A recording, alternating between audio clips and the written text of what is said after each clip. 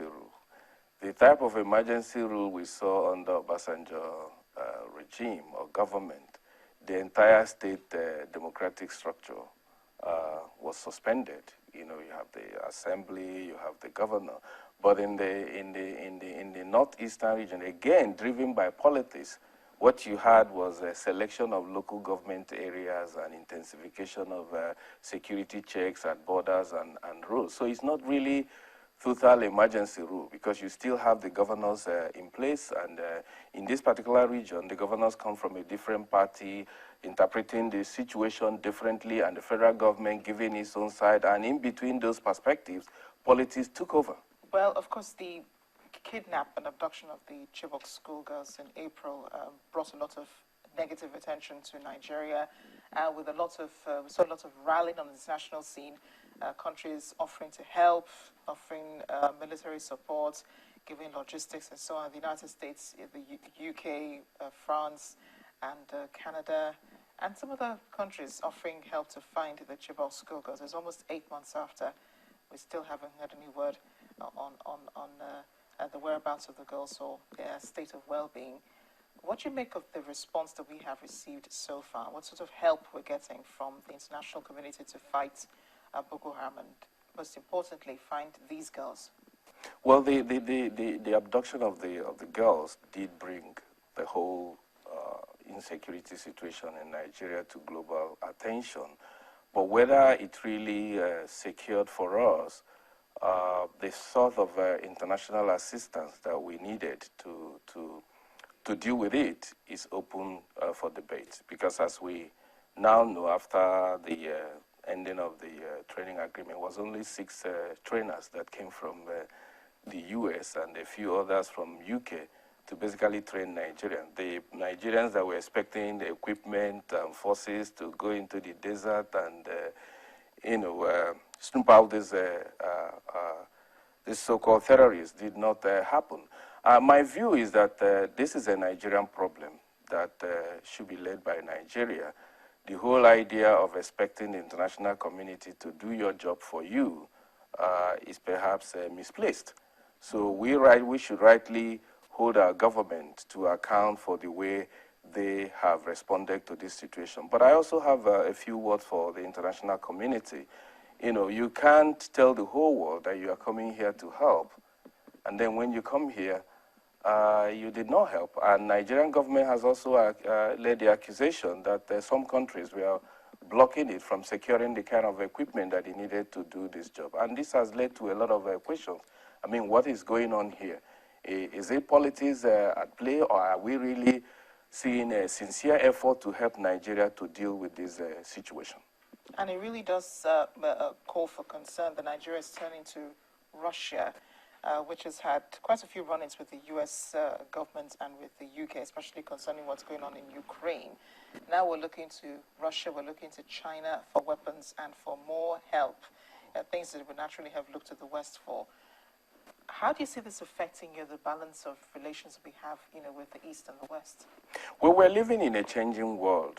The East, particularly China, India, Brazil, are becoming more confident and more assertive in intervening in issues that border Africa and other developing sections of the world.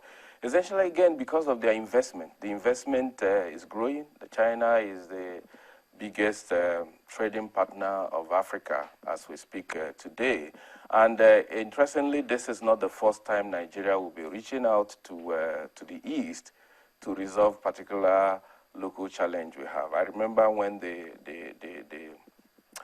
slight dispute between Nigeria and America broke, General Gowon came out to say that this was exactly what America did in the 60s, that they had to go to Russia to get the sort of equipment they needed, questioning the claim that America is a true friend of Nigeria. During Abacha too, we saw a movement towards the east. I think when UK banned flight of BA to Nigeria and all that. What that suggests, which again you have to look at the two countries in question here, it will seem, because in all these cases, whether the Civil War, Abacha, the human rights situation in Nigeria here made some of the countries that would have helped us to be hesitant.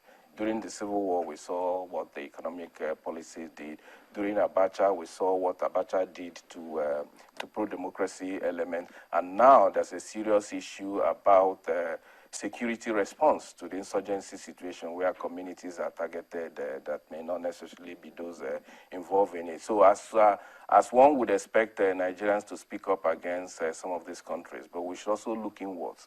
Our own government, our own leaders, are they doing the right thing? Are they playing by the book? A situation where soldiers will invade communities and level them, countries will be hesitant to give you the kind of support. And countries like US have policies, the so-called levy law, that prevents them from supporting military units that are known to be involved in human rights violations. But isn't that a similar thing that's going on in Iraq and in Syria, as the U.S. and its allies try to deal with the ISIS militants in Iraq and in Syria, although they're not doing this to help the Syrian government, but this is basically to protect U.S. interests and so on, and because they're afraid that, you know, if they don't do this now, the U.S. and the U.K. would most likely come under attack by ISIS. It's a similar thing that's going on there. You have sometimes, I know it may not be so indiscriminate attacks happening in villages, but people are dying there and nobody's talking about it. Well, you made the right point. You know, geopolitical interests determine the degree of intervention unknown to many Nigerians.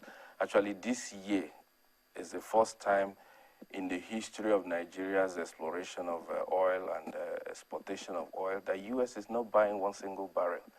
That is changing the geostrategic nature of Nigeria in U.S. calculation, which may also inform how they are responding to this situation. We also have to look at the government in power in the U.S. When Democrats are in power, they tend to pay particular attention to human rights records of countries they deal with, unlike Republicans. So all those things play a role. But some of us have also spoken, you know, called for perhaps a more detailed interest in this, because the levy laws did not say blanket banning of military assistance to a country where human rights violation is identified. It talks for the isolation of particular units involved, whether it's a battalion that is involved in it.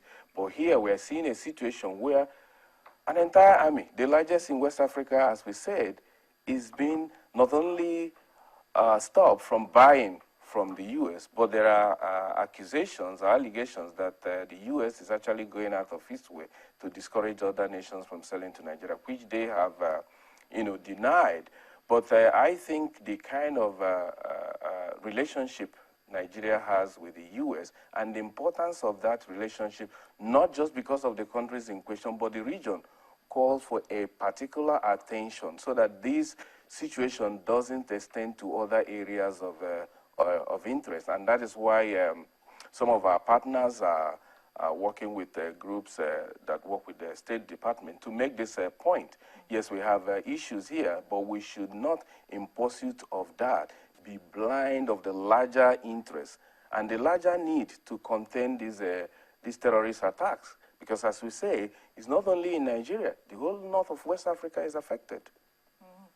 And speaking more about ISIS, we've seen, well, they've declared a state of an Islamic state in Iraq, and the rest of the world, the rest of the West seems to be feeling the impact of ISIS. The attacks in Canada, the attacks in Australia most recently. It does seem like, you know, terrorism seems to be, I don't know how to say this, maybe more intense this year than before. Is it because, I mean, countries are slacking in, I don't know, security alertness, or is this, because take for instance the attack in Australia, the imam, the Islamic cleric who kidnapped and held hostage people in a cafe was supposed to be on the watch list, but he wasn't. Well, I think there's actually data to support that there's marked increase in terror attacks around the world. The risk advisory